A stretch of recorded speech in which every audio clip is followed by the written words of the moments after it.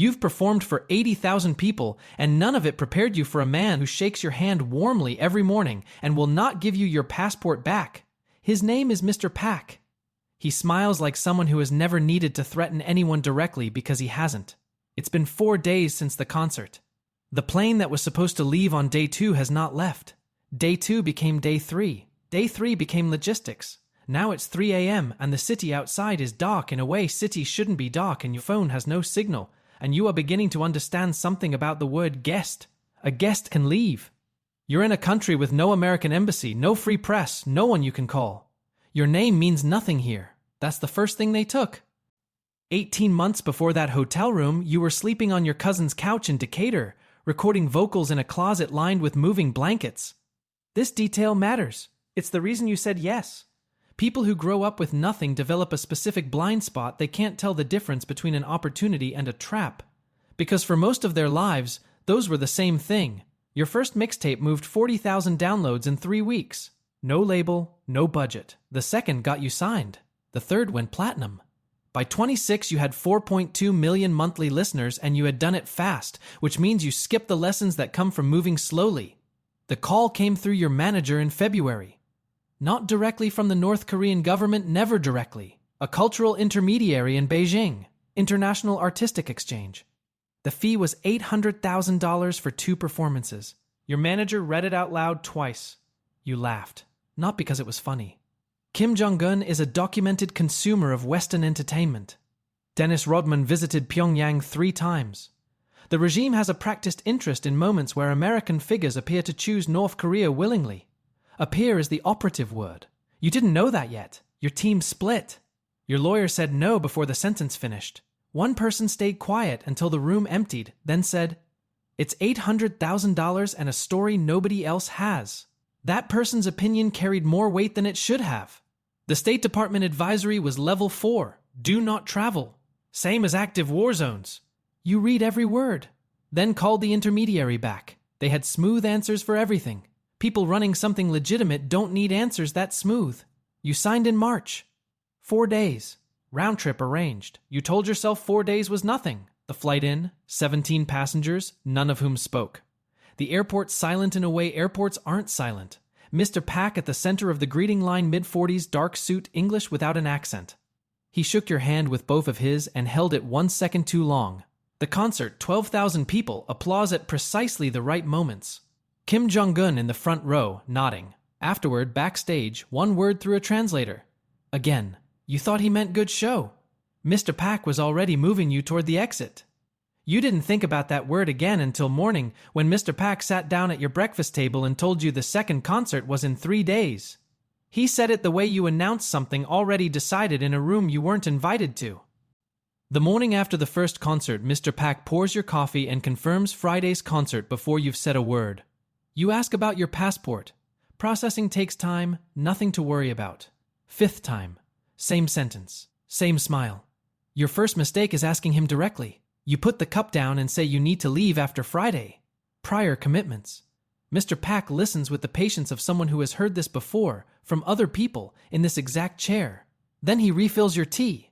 We will make sure everything is comfortable for you. Not an answer. Something that occupies the space where an answer should be. You go back to your room and count.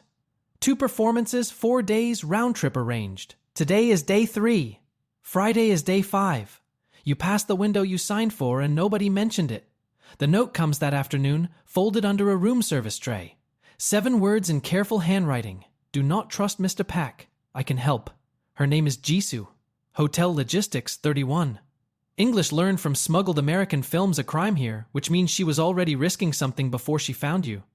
You piece this together in hallways and stairwells, 90 seconds at a time, in rooms without clocks. She has reasons for helping. She doesn't say what they are.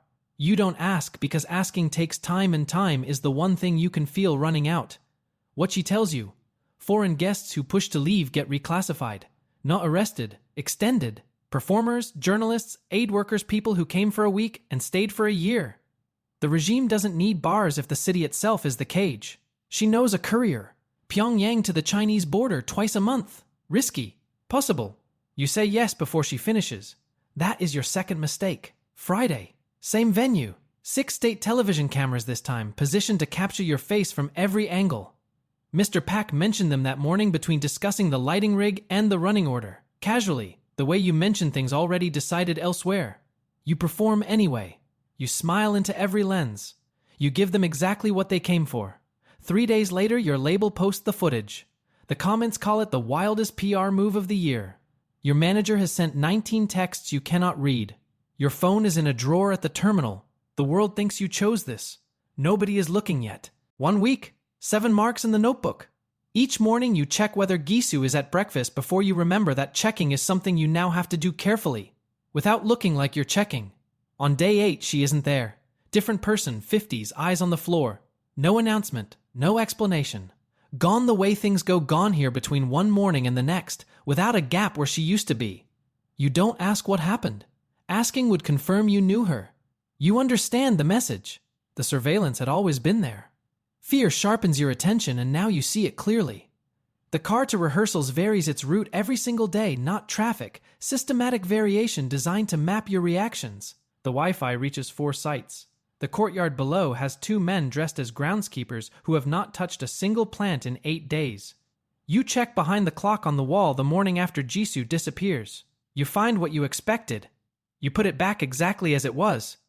At rehearsal, between discussing the lighting rig and the running order, Mr. Pak mentions your mother. He says he read she still lives in the same neighborhood in Atlanta, that older people deserve stability. Then he moves to the next item before you can respond. He didn't threaten her. He doesn't need to. The image is in your skull now, and it will not leave. 3 days after Jisoo disappears, you try anyway.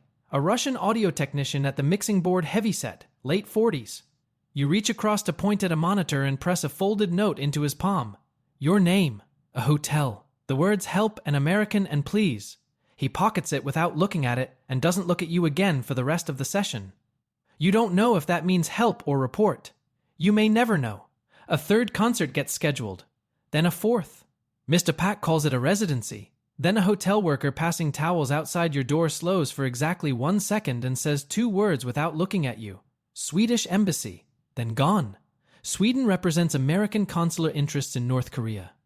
No U.S. embassy exists here. Sweden handles the function for Americans in distress. Somewhere in this city, someone has your name in a file. But diplomatic processes move at diplomatic speed. Weeks, possibly longer. And they only work while you remain visible and cooperative. Compliance is your only surviving strategy. You understand this the way you understand things that cannot be undone by understanding them. 6 weeks in, you've lost 11 pounds. The suit for the 3rd concert had to be taken in by a woman who measured you without speaking and did not look at your face once. The Swedish embassy makes contact through Mr. Pak. He delivers it at dinner between courses. The embassy has been in communication. There is a process. It requires 1 interview, state television, scripted questions, your face broadcast internationally as proof the visit was voluntary. You do it. Because the alternative is the window closing. You sit in the white chair, 3 cameras, a woman reading from a card. You talk about music having no borders. Peace, you say that word 4 times and count each one while you're saying it, because counting is the only control you have left. Every word is technically true. Every word is a construction. The footage lands 3 days later. 14 think pieces by morning. A $2.3 million sportswear deal pulled within 36 hours. The company statement uses the word values. Just that word, doing all the work. That afternoon, Mr. Pak gives you monitored internet access. 40 minutes. He sits across the room with documents he isn't reading while you scroll through what the world has decided about you. He wants you to see this. He has arranged specifically for you to see this because watching your reputation come apart on a connection he controls is more precise than any direct threat. You say nothing. There is nothing to say that he hasn't already anticipated. Then the embassy sends a follow-up. Through Mr. Pak. Movement, it says. Patience required. And a name surfaces in the coverage, Dana Cervantes. A journalist asking specific questions. How the booking was arranged. Who processed the visa. Why you haven't posted in 6 weeks. Someone outside this city is pulling at the thread. You don't know who pointed her there. You don't care. For the first time since landing, something is moving toward you. Mr. Pak mentions her name that evening. Between the main course and the end of the meal. Casually. The way you mention something you've already handled. 8 weeks in. Your hands shake until the second coffee. You frame this as a medical condition now because naming what actually causes it makes the daily performance of normalcy harder to sustain. Dana Cervantes writes for a publication that has covered North Korean detainee cases before. Real ones, documented. For 2 weeks her byline appears in the coverage, each piece tighter than the last. She has the Beijing intermediary. She has the visa timeline. She is close. That knowledge is the only thing making the rehearsals survivable. Then at dinner, Mr. Pak says her latest piece has been complicated by new information. Anonymous sources suggesting the visit was a promotional stunt. That you've been photographed smiling. He says this between other sentences, without emphasis. You find it that night. Counter-narrative everywhere, coordinated, sourceless. Her credibility dismantled across 3 platforms simultaneously. By morning she posts one final piece, shorter, more defensive. Then her byline disappears entirely. You understand the message. Everyone who reaches towards you gets burned. 4 days later, your mother gets a phone call. 2 sentences reach you through the Swedish channel. She's scared, asking questions. A man called. He knew your sister's name. He knew which school your nephew attends. He said nothing threatening. He said, "Tell your son we hope he is comfortable." Your mother worked double shifts for 11 years so you could build something. Your success drew the crosshairs to her door. The fear has been background noise for weeks. The guilt is new and sharp every time you touch it. You write her a letter you have no way to send. 2 pages. You fold it into the notebook. Then a guard young, maybe 22, presses a piece of paper into your palm one evening without slowing down. 7 digits. Below them in careful English, shortwave frequency. Shortwave radio is how information moves in the parts of North Korea the regime doesn't fully control. Documented by human rights organizations tracking communication out of the northern provinces. 7 digits from someone with everything to lose. You memorize them before you sleep. 11 weeks in. 2 a.m. You sit on the floor with the paper in your hand and think about Gisu. Then you try the frequency anyway. A shortwave unit in the room's emergency kit, behind a panel nobody removed. 40 seconds of static. A carrier signal. A voice in Korean, distant and breaking. You say your name. American. Not voluntary. The signal drops. You sit on the floor for 20 minutes before you can make yourself get up.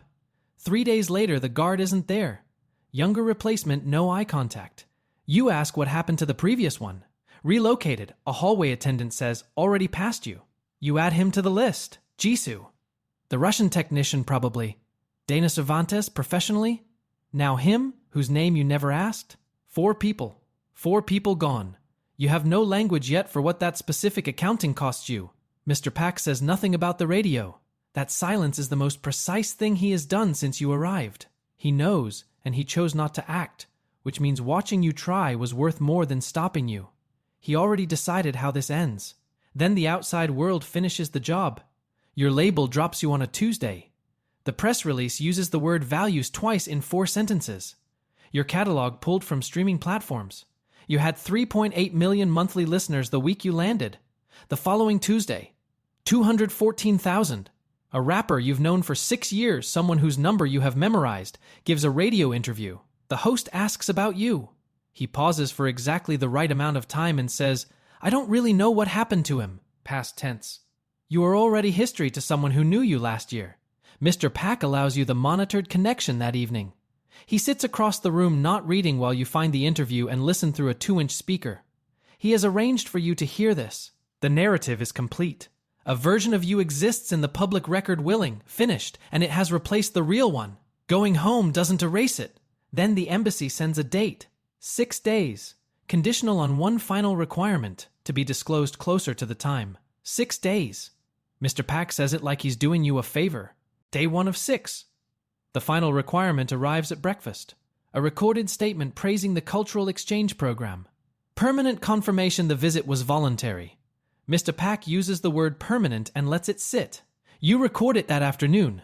White room, same chair, 3 cameras. You look directly into the center lens because looking away shows them something. You say every word clearly.